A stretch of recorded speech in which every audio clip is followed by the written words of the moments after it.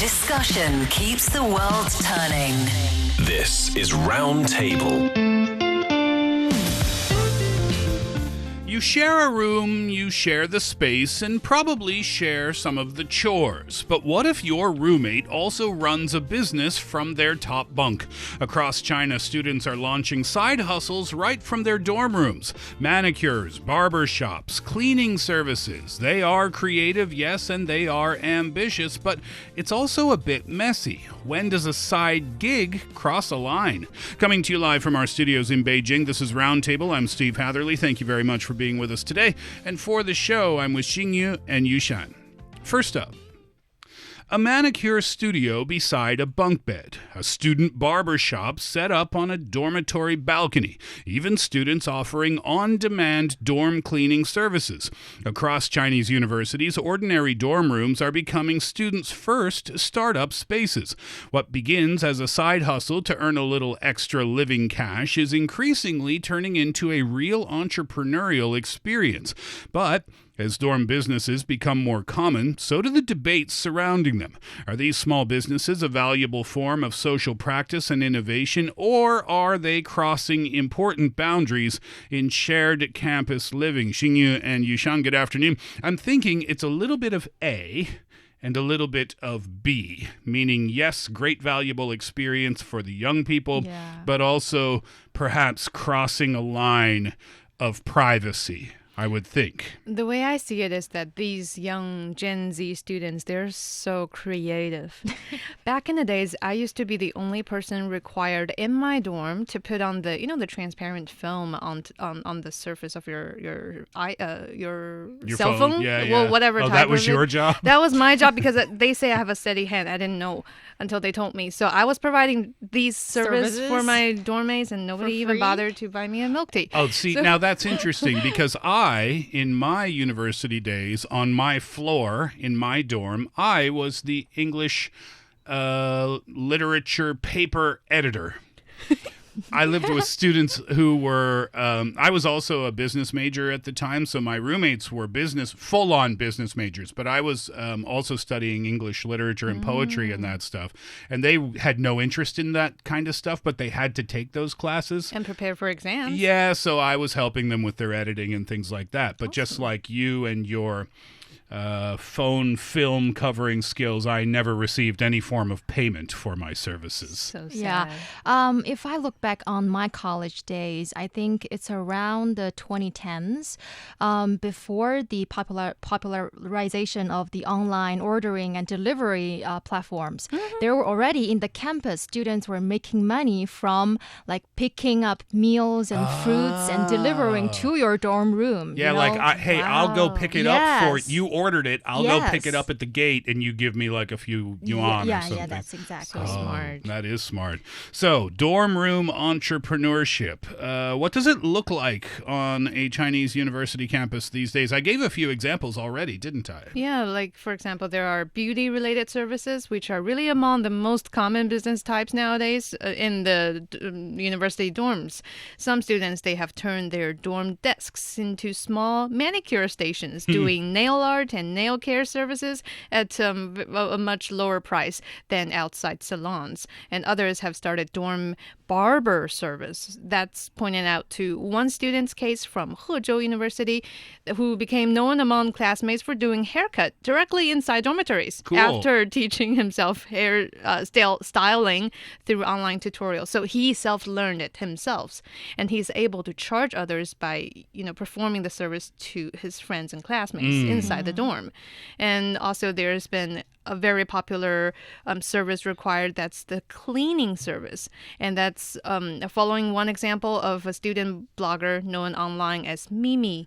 He gained attention for offering professional-style dorm cleaning service, including, he equipped himself with all necessary cleaning tools at the beginning. And then he just helped organize other students' cluttered rooms. So declutter for other dormitories, scrub sinks, and deep clean the shared spaces inside the dorms. And that's earning money for Mimi.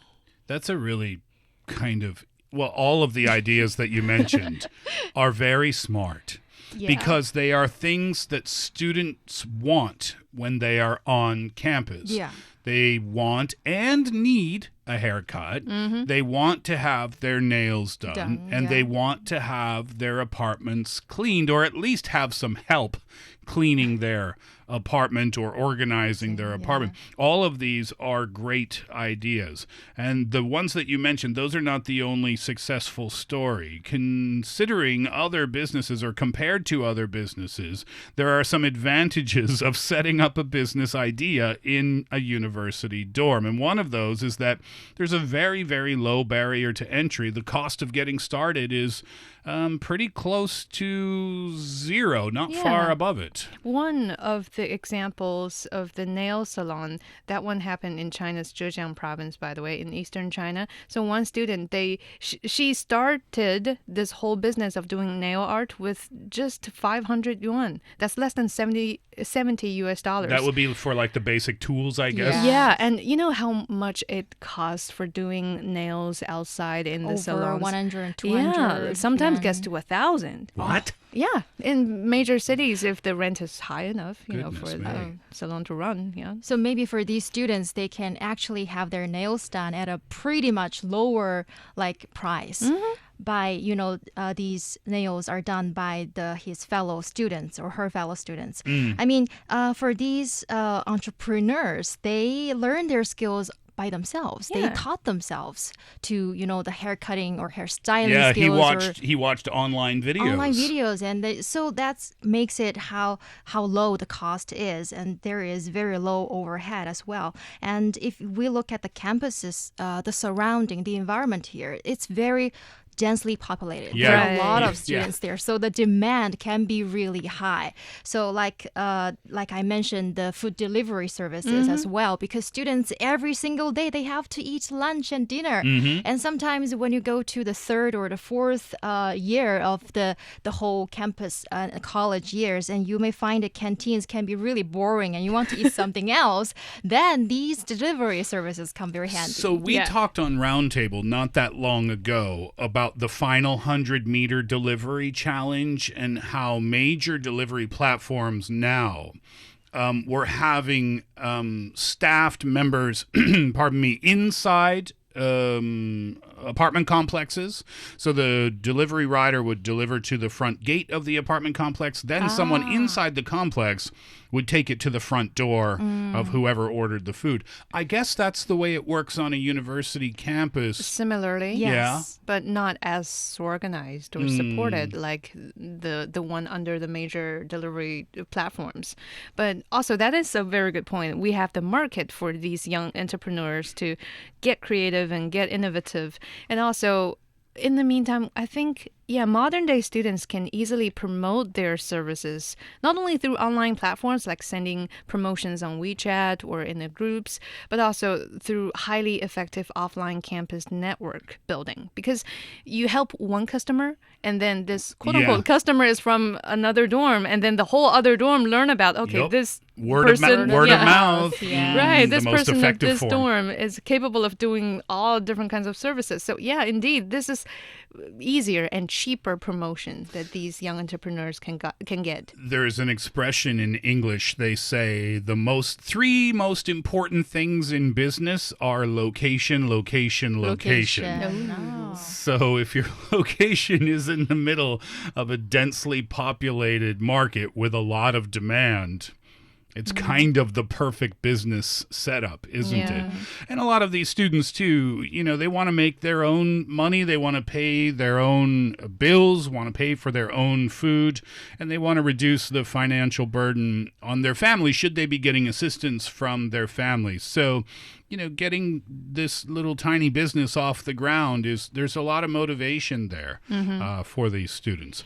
So the dorm entrepreneurship concept. And by the way, we're going over all the positive things so far, and we're going to get to the quote-unquote controversy in a little while. But it can help cover their living expenses. It can have other benefits, too. I mean, I think one of the obvious things beyond just making money is that you can learn from a very young age about how to actually run a business, how a business actually functions. Because you start with one customer, one becomes two, two becomes four, four becomes eight, and then your responsibilities grow along with it. That's the best part that I think that will most benefit these young students. That is, you don't need to go to what is it called, MBA, in order to learn everything before you actually start on with an actual business. But you actually have the experience first, and then you can decide if you want an MBA afterwards or not. Yeah. So this is really the best part, to teach you about, all different kinds of things required for building a business, the interpersonal communication, how to run a business that's can satisfy your customer, or customer service. Deal with customers of all different types. People can make complaints and be really hard to deal with sometimes. That's for one. And also, this is practical business literacy, meaning that from practice, without all those theories, you already get a very solid quote-unquote training of what commercial thinking should be like market analyzing. How can I better map out this little business I'm starting from ground zero, and also how can I maximize my financial literacy, and how can I learn to get more customers as time go by. This is all self-learning curve. Sure. Calculating costs, profit margins, managing procurement, understanding technical value adds, all of this business lingo would be applied to what they are doing at that particular time. Yeah, Steve asked us, have you ever thought about starting a business when you were young? I was eating a piece of corn at that moment, I remember, and then I just gave up on the corn, and I replied without hesitation, no. Yeah, very short conversation. Because I know from the bottom of my heart of all of these above thoughts and idea and training that is required for doing business, I do not have it. Yeah, same here. When I was in high school, my mom owned a cafe bistro type thing, small restaurant, and so I worked there after school and on the weekends waiting tables and stuff like that. Then in one particular summer, she opened a second location, and she forced me to run it. Forced. I said, no, I'm not interested in this. She said, no, you're going to do it because I want you to find out if this is your thing, if this is for you or not, if you enjoy business, if you enjoy customer service, if you enjoy doing the books and stuff like that. I want you to learn all of that. So I did it, and I didn't like it. I was right, and I never did it again. But I think it was a great learning experience for me, because I learned from that age, I was 19, 20 years old, that I'm not really a business person. That got solidified later in my university years, but at least I got that little taste of it early on. So I think the side maybe benefit to these young people starting these businesses in their dorm rooms is that maybe the haircut guy, the barber guy, maybe he won't go on to be a professional barber who opens multiple shops. That's okay. Maybe the girl who's doing nail art, doesn't matter if this is her only time doing nail art. Maybe she'll realize that she doesn't like it. The point I'm trying to make here is that it's extra experience outside of your typical dorm, go to class, come back, study, go to sleep, wake up, go to class, come home, study, go to sleep, like that type of lifestyle. Yeah. Yes, definitely. If I look back at my college years, I definitely did some side gigs as well. On one way, it helps me to make some extra money, but also now I feel like I have learned to, how to communicate with different people. And during that process, I got to learn, except from the textbooks and other academic subjects. May I ask what kind of things you did during that time? I taught English. Oh, yeah. But still, I had to communicate with the child's parents. I had to communicate how to to educate or teach English to a different customer base. So that somehow became a valuable experience for me as well. Yeah, a lot of English teachers or second language teachers will say dealing with the parents can be the most difficult part. Right, definitely. Difficult part of the job. Some can be really mean. All right, so as I said before, we've gone over all the pluses, if you will. Now let's get to the controversy, and I think this is pretty easy to understand because dorm rooms are shared spaces, and that means that the people who are not involved in this blooming business might not like it that much. Yeah, because really this creates a tension between individual innovation and the collective rules of student life.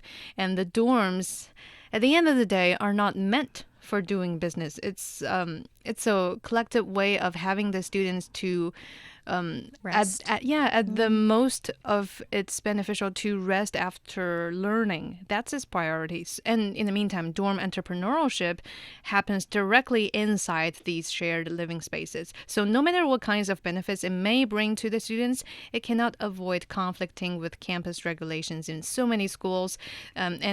Already there are many universities explicitly prohibiting commercial activities within dormitories. And also legal expert, there's one named Guan Xiaoli from China University of Political Science and Law, noted that while students helping each other for a fee is one thing, establishing a long-term, stable, paid service clearly exceeds the intended function of a dormitory, which is meant for living and studying, not as a storefront. Yeah, not as a storefront, yeah. Yeah, in that sense, dormitories are not really charging any rent for these business starters in the first place. It's not what they're for. Yeah, sure. That's one issue going against the commercial activities that are prohibited within the university or within the dorm rooms themselves. But also, you'd have to consider safety risks or even fire hazards because... we'll take the nail art. Actually, I don't know what I'm talking about here because I've never gotten nail art before, but I've seen it. There's like hot lamps or something, right? So that has to be taken into consideration here too, I would think. Lamps as well, and also for barber services, there's hair dryers involved. And if you, I don't know if Yushan, back in the days for the dorm rooms, schools have clear prohibitions of using these high power appliances in the dorm room to prevent the fire hazards. So for these professional hair dryers and lamps and heating equipment, they can cause fire issues or concerns.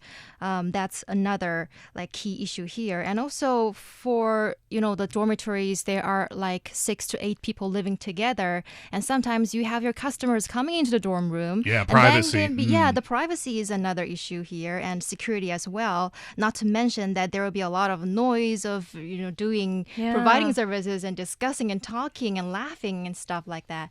Yeah, so there's a lot of also pressure and clutter going on. There was one particular university student, this story was online, that said that she eventually completely fell out with her roommate. The relationship ended after the roommate started offering makeup services inside the dorm. Now, at first, it seemed harmless enough, and she was even interested in what was going on. But as the customer base grew, from just a few people here and there throughout the week to several customers every day, well, that's when the situation became disruptive, and she recalled being repeatedly woken up by loud knocking on the dorm door.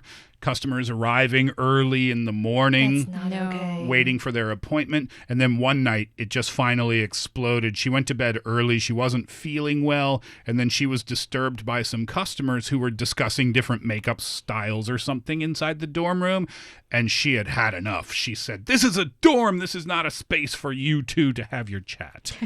Which is a totally fair point. Yeah, she's kind enough to just tell them that. If it was me, I probably would have reported them long ago. Yeah, exactly. So this is kind of where, what do you think? Is it crossing a line? Because to me, it's pretty clear that it is. Yes, it is. If you're disturbing the rest of other roommates, then it is. And it's not good for the long-term relationship between you and your roommates, because usually it's 4 years together. You're going to live inside the same dorm. Oh, do students often stay with each other for the same group for Yes. 4 years? We did. Yeah, back same- in the days. same. So you have to think about how other people are feeling about this. It's not just you making money on your own. You know, you have to have this shared responsibility because it's a shared space. For others as Or well. make some efforts. Like I read about one comment who said that, well, my dorm mate, she is making this dorm entrepreneurship and she's earning money, but she doesn't even bother to gift us a little bit or realize the fact that she is also using the communal space that we're sharing, or really like apologizing or making efforts to indicate that by any chances. So really that speaks out loud of a lack of awareness among young entrepreneurs, and that's supported by some experts too, about shared resources and social responsibility. I mean, it's quite selfish if you think Yeah. about it, really. It is, isn't it? So there are people like the three of us, as I can tell, who is very much aware of all the environments around us, people in it and things going on. And then there are others who dive deep into what they're doing and have deep belief in what they're doing without caring about anything else. Yeah. Xingyu, do you disagree? You have kind of like a, I don't feel know, like, face. you know, maybe it's not just about doing business. In a dorm room, you know, there would be some people, they are making phone calls in a loud voice and sometimes playing games on a computer or watching videos out loud. There are circumstances like this. Is that the same, though? This seems like it's on another level compared to someone listening to music a little bit too loud. But late- it's all late at about night. like disturbing Yeah. the, The way- communal space. The way I see it is that if one of the roommate is playing video games too out loud, what you can do is, hey, I'm trying to study. Can you please lower it down? And 9 times out of 10, that person is going to cooperate. But if you're trying to tell someone who is making money that can you tone it down a little bit, I'm not sure if it's always working. Yeah. And if conflicts like this arise, thinking from it from the business point of view now, if conflicts like this are arising in your business, in your dorm room, that's not going to be good for your business either. Yeah. Because your customers might feel uncomfortable, they might feel awkward, and they might think like, oh, yeah, okay, I don't want to come back here again. Yeah, the vibe isn't right. Yeah. I feel pressurized. Yeah, exactly. So I think it's better if I just go outside and get this done now. Yeah, it's very tricky. But now back to the entrepreneurial spirit side of the coin. I think it's fantastic. I think it's fantastic that these young people have come up with the ideas. They were able to identify a need within a market, recognize the potential for a business to grow, and then not just talk about it, but do it. These are the qualities you need to become a successful business person later in life. Doing it in a dorm room with your 5 or however many other roommates sitting next to you might not be the best option for you. So, should universities encourage this type of entrepreneurship or restrict it? Universities, you said it, Yushan, already, a lot of them strictly prohibit this type of behavior. But it seems to me that it would be good for the universities to encourage this type of behavior. They just need to figure out how to do it properly, no? Yeah, there are those who goes with a simple one-size-fits-all ban on this. Or sometimes they just let it be total encouragement. You can do as you wish. But how about a middle ground where a balanced approach can be achieved inside the uni? But first and foremost, the basics of all that should be safety. So establishing clear red lines and restrictions should be the priority for all universities on the side of supporting. We're encouraging these type of dormitory entrepreneurships. So it's up to the schools to restrict activities that cross specific safety and social boundaries, such as the fire hazards you mentioned, Xingyu, and what kind of home appliances is allowed and what are not. And also on the protecting of collective life, there should be regulations that's very necessary to ensure that the commercialization of a dorm room does not infringe on roommates' rights to privacy, to study, and doing whatever they want in the dorm as a shared space. So then what can they do so those would be, yeah, sure, making sure everybody's safe, but what can they do to encourage this type of spirit that exists in some of the students? Maybe not just, what we've talked about, like barber and nail art. You can, based on your own major, do some of the entrepreneurial practices within the campus. Like some of the universities, they are encouraged to guide students toward official incubators, innovation centers, and entrepreneurial corners. Like providing the space for them. Yeah, provide space for them, for you to conduct whatever kind of like entrepreneurial practices or projects without the risks of disturbing your roommates.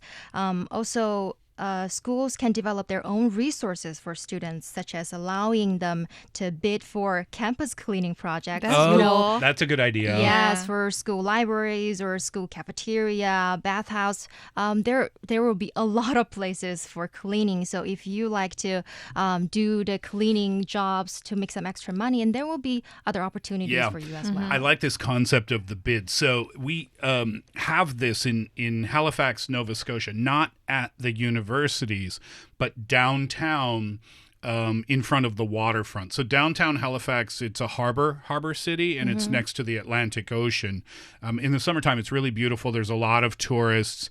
And what they do for certain shop spaces in the summertime is they do a blind bid for businesses. So businesses submit their business idea to the city for certain spaces in the downtown area. And then if they get accepted, they do the whole business proposal. They do what their expected income is and, what blah, blah, blah, blah, how it can benefit the downtown community. And then if they win, they get the space for the summertime. And then it's over. Awesome. So I think it's kind of like the same concept here. If there's a cleaning project available and there are 3 or 4 different cleaning entrepreneurs, well, they submit their own proposal and then the university would choose who wins the bid. It's kind of a fun idea to inspire that spirit further. Yeah, and downgrading that just a little bit. If you don't want to join in bidding or make things too complicated, you're just one individual who's talented in some skills, then I think the experience to borrow from some of the universities that I've attended, it's based in UK, but I believe in China there are also similarities across different unis, is that like for cafe baristas, they actually have that part-time job open for students to apply. Yeah. And I found out about it by going to the same cafe inside the school and realizing the barista is often changing. Yeah. And then it came to me that, okay, these are actually my peers. Yeah, my peers taking up the job. And it's all legal and it's under the management and jurisdiction of the school. It's a further better layer of protection for them too. Yeah, it's more organized, and that means it's safer for everybody. Yeah. What should the students do then in this case? I mean, because this is happening. This is happening right now. Somebody's probably getting a haircut in a dorm room as we speak. Yeah, but I would always suggest that safety first. You should bear safety in mind, whatever you do, whatever side gig you want to do. And also have open communication with your roommates. Is it okay that we do some barber services here at this time, or at another day that maybe you don't feel comfortable today, then we can reschedule, to always have this open communications with your roommates. Yeah, talk to them. Like, make things convenient for everybody. That's always the golden rule. Offer them a free haircut. Even and buy a milk tea. Yeah. and a cup of milk tea. Yeah, communicate. I mean, it just seems obvious, but it's the mature thing to do. It's the right thing to do. And who knows, maybe they might be interested in helping you out in some way or some form should you go that route. It's cool that it's happening, but it does indeed sound like it needs to be a little bit more organized, and that would be better for everyone involved, including the universities.